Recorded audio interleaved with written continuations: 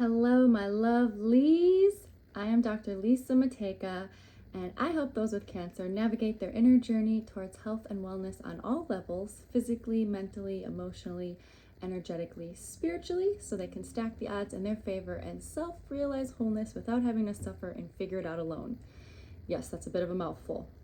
And today I'm doing part 2 of a 2-part short series, as promised, continued from last week. So last week we talked about some ideas, concepts, advice, and a technique related to how to deal with emotions and emotional mastery. Because yes, remember, if we don't master our emotions, they will master us. But also, don't think of this like a battle, us against our emotions, fighting them. That is not the right energy to think about it as. Think of it, in fact, unlike a battle, it's really more like surrender. You're surrendering resistance to these emotions. You're surrendering any sort of resistance to feeling the emotions. You're surrendering resistance to how you feel like you might want to react to the emotions. It's really a hard concept to convey, all this emotional stuff. There are some semantic issues too, depending on how people hear things. Because surrendering resistance to emotions, to some people, and I can totally understand why, it sounds like, okay, so surrendering resistance to my emotions means I'm going to give up trying to control them and just sort of let them come and go with the flow and just follow the whims of my emotions. I'm surrendering the resistance. I'm not resisting them, therefore I'm letting them take over. That is not what this means, and that's what I mean. It's hard to verbally convey some of these concepts. That is definitely not what I'm talking about. So the surrender, there's a way to think of it like this, which I didn't say last video, and this might be helpful. So think of it like, well, first of all, you're really not trying to have the emotions never surface. It's just that when they do surface, it's okay if they surface. You're not trying to stop them from surfacing.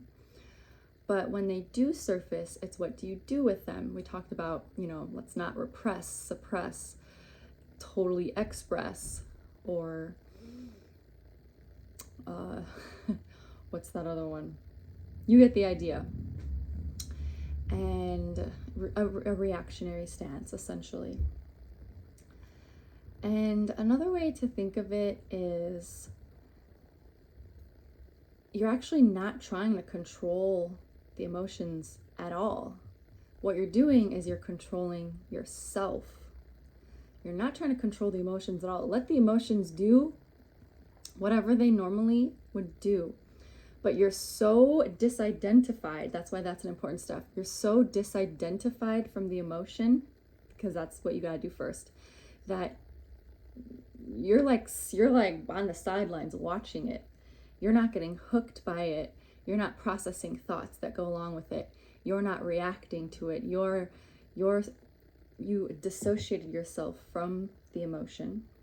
Disengaged is probably a better word. Dissociated has some negative psychological connotations. But you are so disidentified with the emotion, it's not you. So you're not getting hooked by it, and you don't need to process the thoughts that accompany it, and you don't need to follow it and react to it. So you're just sort of the observe and allow. You're stepped back, you're behind it, you're sitting on the sidelines, and you're just sort of observing, well, where is this emotion going to go next? What's it going to do? What's it going to feel like? I hope that makes some sense. That's another way to look at it as far as the surrendering part. You're sort of surrendering your attachment to it. That's another way to look at it. You're surrendering resistance and surrendering the attachment to it. So you can just sort of observe them and allow them to run their natural course. And if that technique goes well for you, that might be the only thing you need to do per each of those emotions. But oftentimes this is a consistent practice when these emotions arise, to do that disarmament exercise, treating the knee from last week. And it's because the neural pathways are so ingrained. So we need to, consistency can deepen those neural pathways and those neural connections and override the old ones. So we're creating new patterns of being.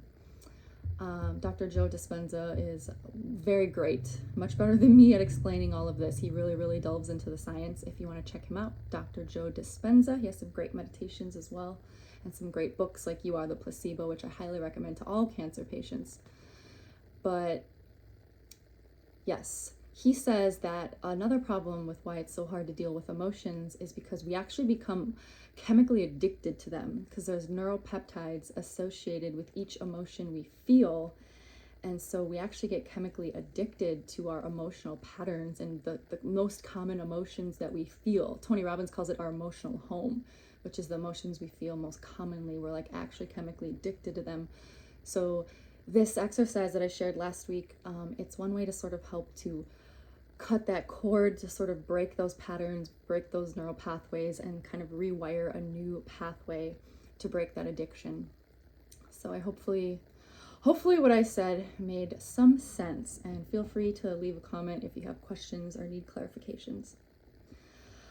Okay, so yeah, that was a bit of review and clarification. So the next technique I'm going to share, like I mentioned last time, is treating the shoulder. So again, the rationale for this terminology, somebody hurts their knee, they go to the doctor treats their knee, feels better, pain comes back. That's why last week was treating the knee. It's immediately when something hurts you, what can you do in the moment to make it feel better? But, so this person that hurt their knee gets it treated, pain comes back, they go to the chiropractor, turns out they had something up with their shoulder being misaligned, which affected the curvature of their spine, which affected their hip, which made them walk differently, and that's why their knee hurts. So a more upstream cause. So treating the shoulder is more like treating the root cause. Sometimes we get easily emotionally triggered when we have some bigger emotional stuff and baggage we're carrying around from past events. So treating the shoulder is something to use to really sort of get over something from the past or the present. It could also be the present, but the present one might be more of a work in progress. Something that still emotionally hooks you. So here's how it goes. So basically the first step is to pick an event or circumstance from your past or present that still triggers you, that still emotionally hooks you, that still evokes a strong emotional negative reaction, essentially. And, something that when you think about it, it makes you feel the bad emotions. Okay, so once you have that situation or event in mind, this is what you do. So again, this technique is not something I created. It was created by Peter Sage, and he has used it successfully on thousands of people. So just give it a try, give it an honest try if you're serious about working on this kind of stuff. And you may need something more than this. I'm not saying this is going to, cure all of your emotional problems by any means. This can be a very helpful tool. But like any tool, you have to decide if it's the right one for the job. Oftentimes it is very, very much helpful, but you might need some additional support, perhaps from a therapist, maybe some additional techniques that I think are good, like EMDR or Psych-K. There's other things that, are a little bit more intensive that may help you. Hypnosis, a bunch of other stuff, all kinds of things. So again, this is a tool and it can be very helpful. So give it a try, but know if you need additional help, it is definitely okay to seek that out from elsewhere. And oftentimes that's what cancer patients have to do, is they end up realizing they just need a little bit of extra help in therapy to really get past some of their past emotional traumas. So please seek that out. Okay, so there's going to be 4 questions regarding, and then 1 qualifying question. So there's going to be 4 questions regarding this event or situation. And when you answer these questions, this is something you can do later with a notepad or now. I recommend definitely writing though. When you answer these questions, answer them with minimum amount of words possible. So no fluff, no adjectives, at least especially in the first two questions. What we really are trying to do here is we're trying to eliminate all the fluff, eliminate all the story, the perspective, the bias, the subjectivity. We're trying to really be as objective as possible with as little words as possible. So the first question is, what actually happened? Now you see the importance of cutting all the fluff and trying to be as objective as possible. So for example, don't say, my best friend backstabbed me and slept with my husband. You just say, my best friend and husband had an affair. You don't say, my mother died and now I have no family left. You just say, my mother passed. You don't say, I was diagnosed with some deadly disease called cancer. You just say, I was diagnosed with cancer. You get the idea. Simple, cutting the story and the meaning out of it. Which brings to the next question, which means what? Which means what? Now this gets a little harder to not add in those adjectives or the meaning of the story, because, well, how can I answer the question which means what without story? Well, the answer is you try as hard as you can. So the rules still apply here. Please challenge yourself. Consider this a challenge and play along, and purposely, even if you don't like the way it feels, try to leave out the story that you told yourself. Try to leave out your perspective. Try to leave out that subjectivity. So cut all that out. So it's kind of like, what does this actually mean if you step outside of it and are looking from the outside in? Using the examples from above, which means what? Okay, starting with the first example. It means, with the affair, your husband, your best friend. Which means what? It means I can't trust anybody because those were the two people I trusted the most. Okay, that's the wrong way to do this exercise. Instead, you could say something, which means my marriage, as well as my friendship, did not meet my expectations. You see the difference there?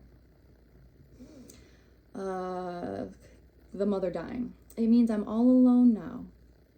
Nope, that's not the right way to do this exercise. It means my mother is no longer physically with me. Okay? So the cancer example. It means my whole life is turned upside down and now I have to feel horrible and potentially die. Yeah, that doesn't sound good, does it? So instead, you could say, what does this mean? Which means what? It means my body has cells that have gone rogue and are multiplying out of control, which isn't good for my physical health. That's it. Now, I'm not saying there's only one right answer here. There's plenty of examples of wrong answers, but for the cancer example, you could say something else. You could say, it means now, which means what? Now, it means I have some choices to make and some actions to take regarding the next steps of my health. So hopefully you can get the idea there. Now it gets a little more in depth. Now you have to dig a little bit deeper. So step 4 is list at the very, very, very, very least 5 things that you have learned from this. If it's a past event, 5 things you have learned from this. If it's a present event, then do 5 things maybe you can learn from this or that you hope to learn from this. Typically this is done with past events, but you can use it with present events. Which is actually a really good thing to do, because then you're sort of setting yourself up to win instead of having to do this retroactively. So list at least 5 things you have learned from this, or 5 things you could or hope to learn from this. And this doesn't have to be like completely new things you have never learned before. It could totally be things you've learned before. It could be things you're relearning. It could be things that are reinforced. I mean, really, this journey we're on called life, it's about getting a lot of the same lessons sometimes over and over. We need to relearn things. We need to be reminded of things. We need things reinforced. That's just how we're set up. I heard it said that we need to hear things 50 times before it truly sinks in. And then we can hear things, differently from different places. Essentially, they're saying the same thing, but we hear it differently from different perspectives and the people that are saying it. So it's okay if it's not a brand new lesson, but something that maybe you were reminded of. So 5 things you have learned from this, or can learn, or will learn. And yes, try to be honest and dig deep. And it's not going to serve you to give cynical answers like, well, I learned that life's unfair. I mean, that is a good lesson to learn. If that is like a brand new lesson for you, then that's good. But that's not a good lesson to dwell on. We're trying to learn positive things that can move us forward. Like, a better way to put that, not like, oh, I learned that, bad things happen to me. You could say, well, I learned there is no certainty in life. That's a better way of framing it. Essentially saying a similar sentiment, but a better way of framing it. So yeah, I guess going with the examples above, maybe what you learned was with the affair example, I learned I have no control over other people. I learned that people make mistakes. I learned that maybe I made a mistake. Maybe I wasn't meeting my husband's needs and he didn't know how to communicate with me, depending on the situation. I'm not saying it had anything to do with being your fault. Let's see. For the mom dying example, it could be, I was reminded of the ethereal nature of life and that we need to treasure the moments we have with our loved ones. It's not like you had never heard of that concept, but that's what happens in those situations, is it makes it real for you, Or like the cancer example. Again, it could be, I learned there's no certainty in life. It's a good lesson. Or I learned how to slow down. It's a great lesson. I learned what's really important in life. Maybe you were focusing too much on work, and then you realized how much you've been neglecting your family. You really are realizing what's important. That's what cancer, a lot of times that's what people learn, is what's truly important to them. Maybe a lesson is you realize that health isn't something to be taken for granted, or you realize that self-care is not a selfish thing to do and you need to take the time to nurture yourself. Or maybe you learn that you are worthy and deserving of being taken care of. There's so many examples of things people learn from cancer. That's just a few. And then please feel free to go beyond 5. But once you have 5, and if something is still really fresh and you're really in some really fresh emotions about it, you might not be able to list some of these things, like what you learned. It might be too raw for you. But what you can do is still try to challenge yourself and just write something down that you think, well, this is something maybe I could potentially learn when I'm ready, or something like that. And then step 5 is perhaps the hardest one. So find 10, yes, at least 10 things to be grateful for. And there might be some overlap with the lessons, because we can be grateful for the lessons. And maybe one of the lessons is gratitude. So there can be overlap a little bit. But step 5 is really all about write at least 5 things you can be grateful for. Let me tell you, there is always something to be grateful for. Always, always, always.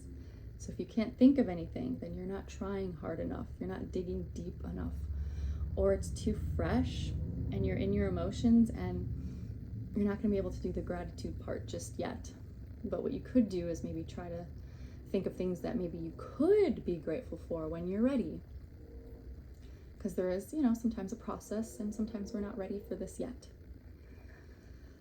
I'm not going to get into too many examples for Cancer. I actually did make a video, Gratitude and Cancer. Feel free to check that out.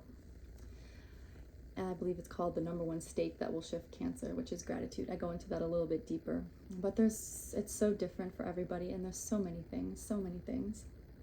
So, try not to be cynical with this one, and remember that gifts are oftentimes wrapped in problems. Problems are the wrapping paper. If we unwrap it and unravel it and get to the core of it, there really is a gift there. Napoleon Hill said, every adversity, every failure, every heartbreak carries with it the seed of equal or greater benefit. There really is gold here. Trust me. But you don't have to trust me. Plenty of people, thousands apparently, have done this and been able to finally release whatever it was they were holding on to. So some helpful ways to find things to be grateful for if you're having a hard time. This isn't always the best way to do gratitude practices, but if you're really, really, really stuck, remember it can always be worse, and think about all the ways it could be worse. For example, the example of, someone you love dying. Be grateful that you had however many years with them. It could have been less. Be grateful that they didn't suffer more than they did. There's always something to be grateful for, always. And then the real magic of this is the qualifying question. Once you're completely done with this, you can't skip to this part. The qualifying question is, knowing what I know now, with the gifts that I've got, the lessons I've learned, all the things I am truly grateful for with this event, knowing what I know now, and it helps with the reframing that we did in the earlier steps.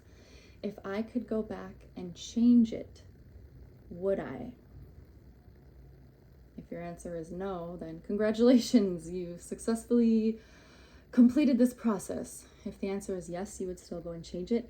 Then you go back to step 3 and you write down even more things that you have learned. And then you write even more things in step 4 that you can be grateful for. Even if you aren't even really resonating with what you're writing, just dig in your brain, dig in your heart, dig in your soul.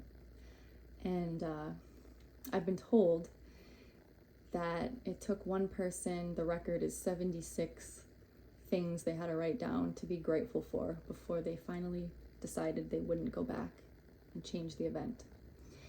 And remember, if this event does involve another person, so some people are like, well, no, this event involved another person and I would always go back and change it for them. Maybe something bad happened to the other person and you're like, well, I wouldn't ever want something bad happen to them, so I would always go back and change it. I totally understand. In some ways there's always loopholes to these sorts of things, but just think of it more as from your perspective, not from their perspective, from your perspective. Because this is after all, it is your perspective and it is your story, and it is hypothetical anyways.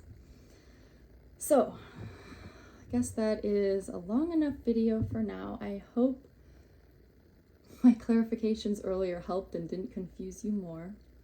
And I hope this exercise potentially can be helpful for you. And as usual, feel free and encouraged to subscribe, like, share this video so I can reach more people, as that is my goal and mission. And as always, best to you and much, much, much love.